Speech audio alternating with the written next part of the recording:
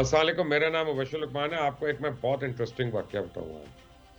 اور یہ بات ایک ذرا ذہن نشین کر لیجیے گا کہ یروشلم کی ایک تاریخ ہے جو میرے اور آپ کے پیدا ہونے سے بہت پہلے کی ہے اور سینکڑوں نہیں ہزاروں سال پہلے کی ہے. اور یہ وہی یروشلم ہے جہاں پہ مسلمان اور یہودی جو ہیں وہ ایک ساتھ رہتے تھے. اور جب کروسیڈز ہوئی یہاں پہ اور کرسچنز نے حملے کیے تو ایکچولی اس میں مسلمان تو شہید ہوئے لیکن بہت زیادہ یہودی جانیں بھی اس میں گئی. تو یعنی ایک وقت تھا کہ یہ دونوں ساتھ ساتھ اپنے وہ جو کروسیڈز کرنے والے لوگ تھے ان کے ساتھ ایک ساتھ مل کر جنگ کر رہے تھے. لیکن یہ بڑا ایک اس میں انٹرسٹنگ واقعہ ہوا یہاں پہ. وہ کیا واقعہ ہوا وہ میں آپ کو ابھی بتا سکتا ہوں. لیکن آپ کو بتاؤں کہ یروشلم کی یورپین فتح کے دوران یعنی 1099 سن عیسوی میں یہ جو کروسیڈز ہوئیں صلیبی جنگوں نے کئی مسلمان یہودی مرد اور عورتیں بچوں سمیت ان کو شہید کر دیا. اب اس واقعے کے تقریباً 28 سال کے بعد سلطان صلاح الدین ایوبی، بہت بڑا جرنیل، بہت بڑا نام، انہوں نے یروشلم کی فتح کے دوران سلطان ایوبی نے کسی بھی عیسائی کا قتل عام نہیں کیا بلکہ ان کو بالکل امن کے ساتھ یروشلم چھوڑنے کی اجازت دے دی. یروشلم فتح ہونے کے بعد جو مسیحی تھے یا عیسائی برادران تھے وہ بڑے ڈرے ہوئے تھے کہ اب سلطان صلاح الدین ایوبی بھی ہمارے ساتھ وہی سلوک کرے گا جو ہم نے مسلمانوں اور یہودیوں کے ساتھ مل کر کیا. اب 28 سال پہلے جو انہوں نے کیا تھا اور وہ ساری ان کو تو یاد تھا، مسلمانوں کو بھی یاد تھا، لیکن معاملہ اس کا الٹ نکلا، برعکس نکلا. سلطان صلاح الدین ایوبی نے بیوہ، بوڑھوں اور بچوں کا خاص خیال کیا اور یہ کوشش کی کہ کہیں وہ زندگی بھر کسی کے غلام نہ بنے. سلطان صلاح الدین ایوبی نے کیا کیا کہ یروشلم جو ہے سیٹرڈے کے دن فتح کیا تھا، ہفتے کے روز وہ فتح ہوا. اتوار کو یعنی اگلے ہی دن انہیں چرچ کو، جتنے چرچز تھے ان کو کھولنے کی اجازت دے دی اور کہا کہ کھلے رہیں گے. مغرب و مشرق دونوں کے مورخ جو ہیں اور ہسٹورینز جو ہیں وہ سلطان صلاح الدین ایوبی کے فراخ دلی کے واقعات انہوں نے بیان کیے ہوئے ہیں. اور ان واقعات میں ایک بہت مشہور واقعہ جو ہے وہ یہ ہے کہ فلسطین کی تاریخی شہر مقبوضہ بیت المقدس میں واقع بے شمار تاریخی مذہبی اسلامی اور مسیحی مقامات میں سے ایک بہت ہی اہم چرچ ہے اور اس کو کرسچینٹی میں بڑی اہمیت حاصل ہے. اس چرچ کو، اس کو ریزریکشن چرچ کہتے ہیں، یعنی القیامہ چرچ. مسیحی برادری کا ایک مقدس مذہبی مقام ہونے کے ساتھ ساتھ عہد اسلامی کی بھی تاریخ جو ہے کی عکاسی کرتا ہے. ریزریکشن چرچ جو ہے یہ وہ مقام ہے جس کے بارے میں عیسائیوں کا دعویٰ ہے کہ یہاں حضرت عیسیٰ علیہ السلام آخری مرتبہ کھڑے ہوئے اور یہیں سے اللہ تعالیٰ کے احکامات کے مطابق ان کو آسمان کی طرف اٹھایا گیا. وہ نہیں مانتے، یہ تو ہمارا ایمان ہے کہ وہ اٹھائے گئے تھے. اور ان کے قیام کی نسبت سے وہاں پہ ایک چرچ بنایا گیا تھا، یعنی اسی مقام پہ، جسے ریزریکشن چرچ کہا جا سکتا ہے کہ جہاں سے عیسیٰ علیہ السلام ریزریکٹ ہوئے. اب مشہور سپہ سالار سلطان صلاح الدین ایوبی کے ہاتھوں بیت المقدس کی فتح اور صلیبیوں کی شکست فاش سے قبل اس مقدس مقام کا تمام انتظام جو تھا وہ عیسائیوں کے پاس تھا. لیکن 800 سال پہلے یعنی 1187 کو بیت المقدس کو صلیبیوں سے فتح کے بعد سلطان صلاح الدین ایوبی نے ریزریکشن چرچ کی چابیاں کسی بھی عیسائی کے بجائے ایک مسلمان خاندان کو دی. اور اب تک اتنے سینکڑوں سال کے بعد اس چرچ کی چابیاں اسی خاندان کے پاس ہیں. آج بھی اس چرچ کے کلید برادر یعنی ادیب جواد جویدہ یہ ہیں، اور جواد کے آباء و اجداد نے صدیوں سے عیسائیوں کی اس عبادت گاہ کی چابیاں جو ہیں ان کو سنبھال رکھا اور بغیر کسی تنازع کے وہ اپنی اولاد کو یعنی ان کی پوری نسل جو ہے پشت در پشت یہ چابیاں سونپتی چلی آئی اور وہ اس چرچ کی حفاظت کرتے رہے. سلطان صلاح الدین ایوبی کے بعد بیت المقدس کے حکمران یکے بعد دیگرے تحریری طور پہ کلید برادر خاندان کو ان کی توثیق کرتے رہے، ایکسٹینشن کرتے رہے اور سلطان صلاح الدین ایوبی کی وصیت کو آگے بڑھاتے رہے. اس کے متعلق بلکہ کہا جاتا ہے کہ آج بھی اس میں جو چابی لگتی ہے یہ 2 چابیاں تھیں. ایک چابی پرانی و بوسیدہ ہو کے ٹوٹ گئی ہے اور دوسری اسی طرح ہے اور وہی تالا ہے اور وہی چابی ہے جس سے اس چرچ کا مین دروازہ کھولا جاتا ہے. اب ایک عیسائی خاتون دانشور ہے ایسکر ہرانی، وہ کہتی ہیں کہ مسیحی برادری کی عبادت گاہوں کی چابیاں ایک مسلمان خاندان کے ہاتھ میں ہونے کا بڑا فائدہ تو یہ ہے کہ فلسطین کے مسلمان اور عیسائیوں کے درمیان امن قائم رہے گا۔ اور ان کا کہنا ہے کہ چرچ فلسطین میں امن بقائے باہمی کی ایک زندہ علامت ہے، اور یہاں تک کہ مسیحیوں سے صلح ہو جانے کے بعد سلطان صلاح الدین ایوبی نے عیسائیوں کو بیت المقدس کی زیارت کی اجازت دے دی۔ اجازت ملنے پہ یورپ کے زائرین جو برسوں سے انتظار کر رہے تھے وہاں پہ اس کثرت سے ٹوٹ پڑے جانے کے لیے کہ کنگ رچرڈ کے لیے انتظام رکھنا مشکل ہو گیا، اور اس نے سلطان کو کہا کہ وہ اس کی تحریر اور اجازت نامے کے بغیر کسی کو بیت المقدس میں داخل ہونے کی اجازت نہ دے۔ لیکن سلطان نے جواب دیا، زائرین بڑی بڑی مسافتیں طے کر کے زیارت کے شوق میں آتے ہیں، ان کو روکنا مناسب نہیں ہے۔ سلطان صلاح الدین ایوبی کا غیر مسلموں سے سلوک عین اسلامی تعلیمات کے مطابق تھا، اور یہ اسی کا ثبوت ہے کہ اسلامی حکومت میں غیر مسلموں کے حقوق بھی اسی طرح محفوظ ہوتے ہیں جس طرح مسلمان کے۔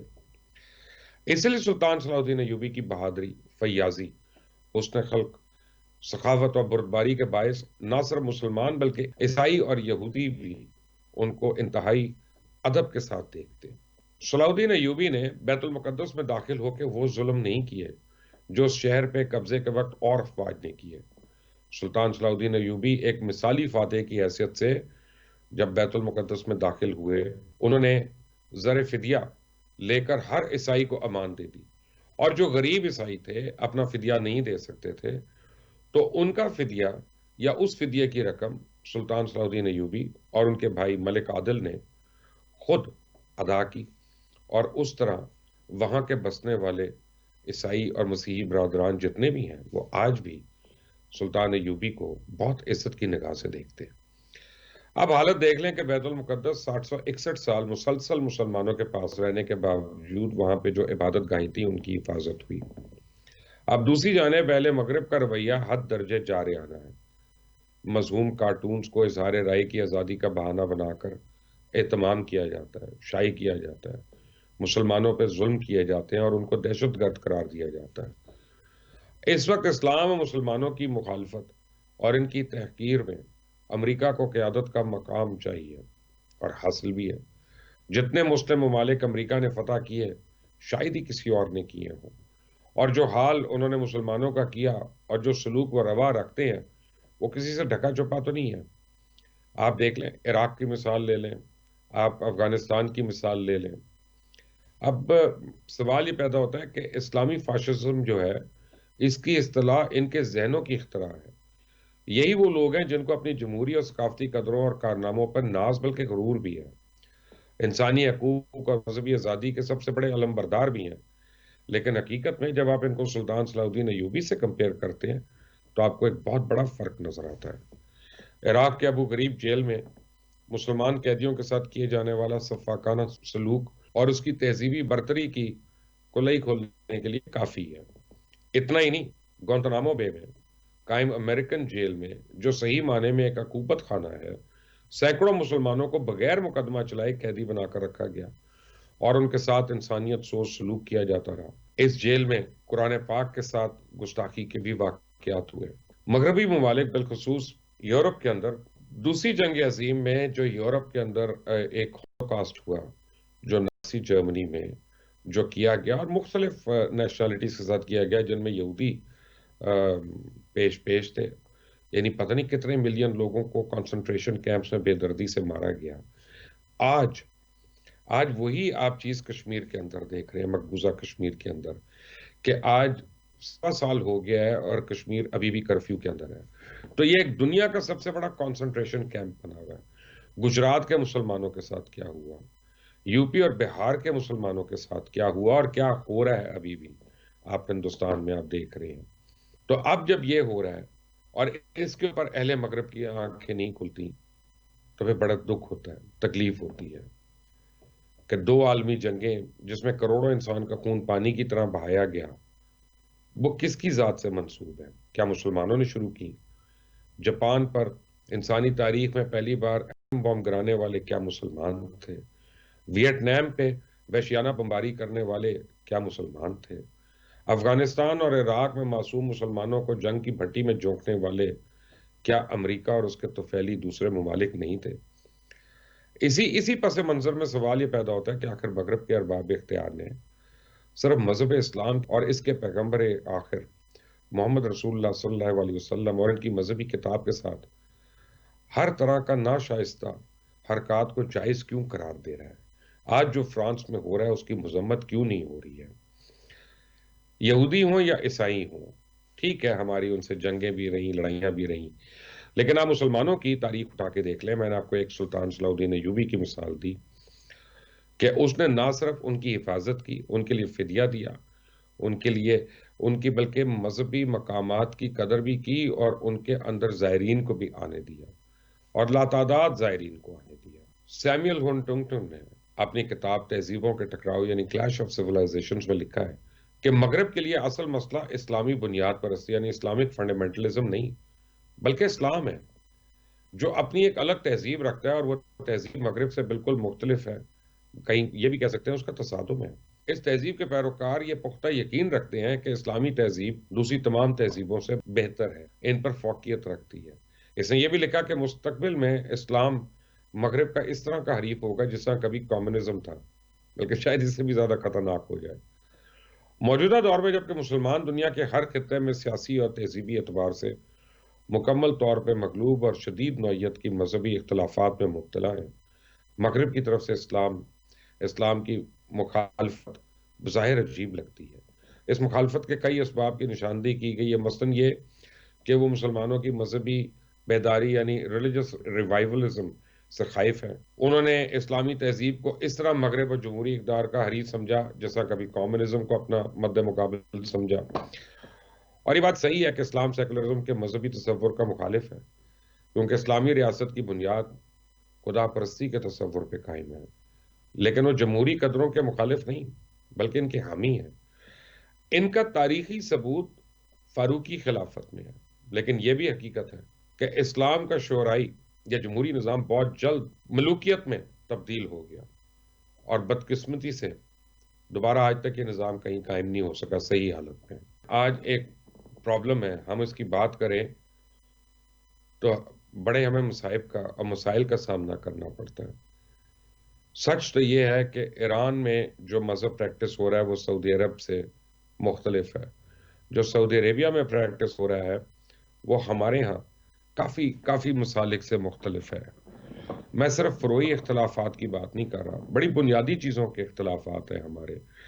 اراکین جو ہیں مذہب کے جیسے زکوٰۃ ہے، اس کے دینے پہ، اس کے حصول پہ، اس کی کلیکشن کے اوپر ہمارا اختلاف ہے۔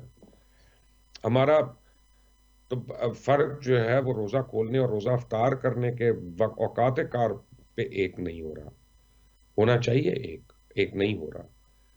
لوگ اس کو کہتے ہیں معمولی بات ہے، لیکن ہم ایک وقت میں نماز بھی نہیں پڑھ رہے جو کہ پڑھی جا سکتی ہے، صرف اجتہاد کی ضرورت ہے۔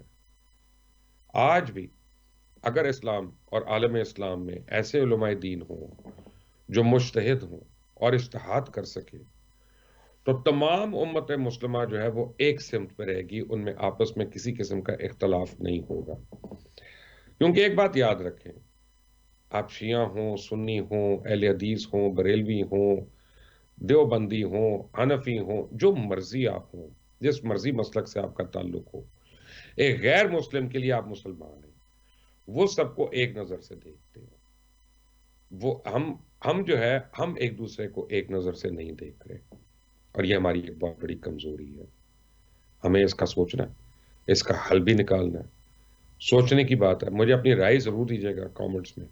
Until the next time, Allah Hafiz.